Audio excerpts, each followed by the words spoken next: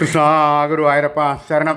പൊന്നുണികണ്ണൻ്റെ ഉഷപ്പൂജ അലങ്കാരം രാവിലെ 4 മണിയോടുകൂടി മലർനിവേദ്യം കഴിഞ്ഞ് ശ്രീകോവിൽ നട തുറന്നു.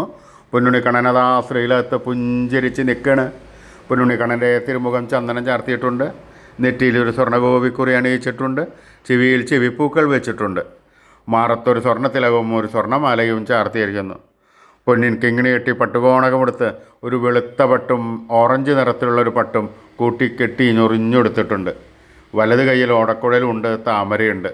സ്വർണ്ണ കിരീടം ചാർത്തി കിരീടത്തിന്മേൽ 3 തിരുമുടി മാലകളും 2 വലിയ വനമാലകളും ചാർത്തിയിരിക്കുന്നു. അങ്ങനെ സുന്ദരനായി പുഞ്ചിരിച്ച് നിൽക്കുന്ന സച്ചിദാനന്ദ കട്ടയെയാണ് നട തുറന്ന സമയത്ത് ഭക്തന്മാരെല്ലാവരും കാണുന്നത്. ആ സുന്ദര രൂപം നമുക്കും നമ്മുടെ മനസ്സിലേക്കൊന്ന് ആവാഹിച്ചാലോ? എല്ലാവരും ആ പൊന്നുണിക്കണ്ണനെ മനസ്സിൽ വിചാരിക്കുക. ആ പൊന്നുണിക്കണ്ണൻ അവിടെ മനസ്സിലെത്തിക്കഴിഞ്ഞാൽ അവിടെ പിടിച്ചു നിർത്തി അവിടെ പ്രതിഷ്ഠിച്ച് ആ കണ്ണനുമായി കുറച്ചു നേരം സംവദിച്ച് ആ കണ്ണനെ ഒന്ന് കൊഞ്ചിച്ചൊന്ന് ലാളിച്ചൊരു മുത്തം കൊടുത്ത് കണ്ണൻ്റെ അത്ര കാൽക്കൽ വീണ് നമസ്കരിക്കാം, പ്രാർത്ഥിക്കാം. കണ്ണൻ്റെ അനുഗ്രഹം നമുക്കെല്ലാവർക്കും എല്ലാം ഇപ്പോഴും ഉണ്ടാവും. എല്ലാവരും സ്നേഹത്തോടുകൂടി വിളിച്ചോളൂ കണ്ണനെ. നാരായണ നാരായണ നാരായണ.